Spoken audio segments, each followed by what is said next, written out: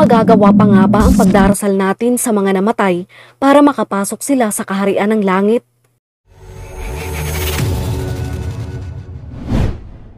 Marami at iba't iba ang paniniwala ng maraming mga tao sa sanlibutan na ito, katulad ng nakaugalian na ipanalangin ang kaluluwa ng sinumang namatay.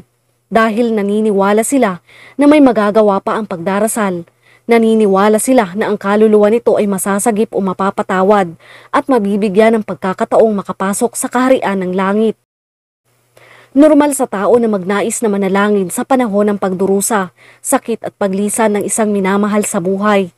Ngunit may hangganan ng panalangin ayon sa itinuturo sa Biblia, dahil ang panalangin sa patay ay wala ng halaga. Kapag araw ng mga patay o tinatawag na undas, nakagawian rin natin sa Pilipinas na pumunta sa sementeryo upang dalawin at gunitain ang mga taong namatay. Nag-aalay tayo ng mga bulaklak, kandila at pamisa o pagdarasal. Sa makatuwid, wala namang masama na gunitain natin ang undas at dalawin ang ating mga mahal sa buhay na pumanaw na. Ngunit ang panalangin para sa patay ay isang konsepto na hindi sinang-ayunan sa Biblia at wala nang magiging kabuluhan ng panalangin para sa mga patay. Ito ang sinasabi sa Hebrews chapter 9 verse 27. Itinakda sa mga tao na minsan lamang mamatay at pagkatapos ay ang paghuhukom.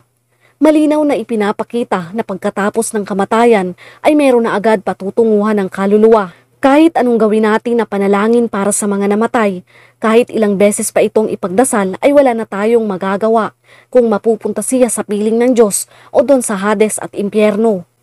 Kung iyong iisipin, napakadali naman palang makapasok sa kaharian ng langit kung sa pamamagitan lamang ng pagdarasal natin sa mga namatay ay maililigtas na sila. Kahit nga hindi sila naging mabuti noong sila inabubuhay pa at ito ay isang napakalaking pagkakamali. Ang kaligtasan ng tao ay ipinapanalangin habang siya ay nabubuhay pa upang magkaroon siya ng kaligtasan at hindi kapag siya ay patay na. Hindi na sana tayo nagbabahagi ng salita ng Diyos kung pwedeng ipanalangin na lamang ang kaligtasan ng kaluluwa kapag sila ay namatay. Kaya't malinaw na wala ng halaga ang ating dalangin sa mga yumao para sa kanilang kaligtasan pagkatapos ng kamatayan. Kaya natin ginagawa ang pagbabahagi ng salita ng Diyos upang sa gayon ay marami pang taong nabubuhay ang makakilala sa Panginoon. Sa pamamagitan nito ay mayroon pang posibilidad na mabago ang kanyang puso, pag-uugali at pamumuhay. Habang tayo ay nabubuhay, kailangan nating ibahagi ang salita ng Diyos at nasa kanila ang desisyon kung susunod ba sila at mananampalataya sa Panginoon. At gaya ng pahayag sa Biblia, habang buhay tayo, nasa atin ang malaking pagkakataon para gumawa ng mabuti. Samantalahin natin ito habang binibigyan tayo ng pagkakataon sapagkat wala na tayong magagawa kapag tayo ay namatay na. Ang mga taong namatay ay hahatulan base sa kanilang ginawa noong sila ay nabubuhay pa.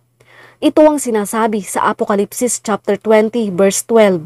At nakita ko ang mga patay, malalaki at maliliit, na nangangatayo sa harapan ng luklukan at nangabuksan ng mga aklat at nabuksan ng ibang aklat na siyang aklat ng buhay at ang mga patay ay hinatulan ayon sa mga bagay na nasusulat sa mga aklat ayon sa kanilang mga gawa. Sa Ezekiel chapter 18 verse 20, ang matutuwid ay mabubuhay dahil sa kanyang pagiging matuwid at ang masama ay mamamatay sa kanyang kasamaan.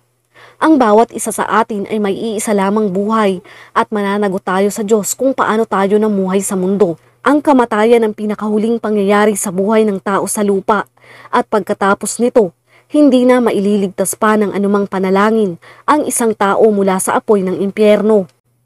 Kahit manalangin tayo at magpamisa buwan-buwan, taon-taon, hindi na natin mababago ang kanyang huling hantungan. Pagkatapos ng kamatayan, hindi na niya maaaring makamit pa ang kaligtasan na dapat sana ay kanyang tinanggap habang nabubuhay pa siya sa lupa. Habang nabubuhay tayo, samantalahin nating gumawa ng kabutihan at mamuhay ng may kabanalan upang maging karapat-dapat tayo sa Diyos at maligtas sa apoy ng impyerno. Muli po sana ay meron kayong natutunan. Ingat and God bless.